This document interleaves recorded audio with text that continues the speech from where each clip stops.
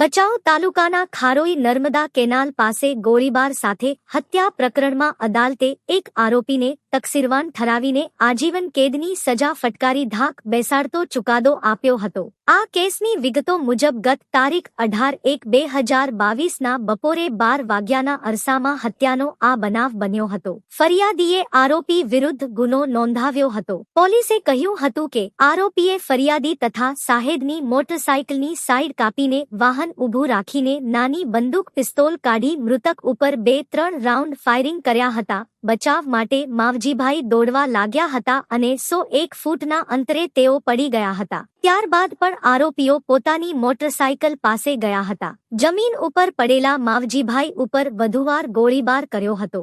3 વર્ષ અગાઉ થયેલી બોલાચાલી ઝઘડાના મન દુઃખ મુદ્દે આરોપીએ આ કૃત્યને અંજામ આપ્યો હતો। આ કેસ ભચાઉના અધિક ડિસ્ટ્રિક્ટ અને સેશન્સ ન્યાયાધીશ સમક્ષ ચાલી ગયો હતો। અદાલતે 37 સાહેદના નિવેદન અને 72 જેટલા દસ્તાવેજી પુરાવા તથા બંને પક્ષની દલીલોને સાંભળ્યા બાદ આરોપીને તકસીરવાન ઠેરવીને આજીવન કેદની સજા તથા 51,000નો દંડ કર્યો હતો।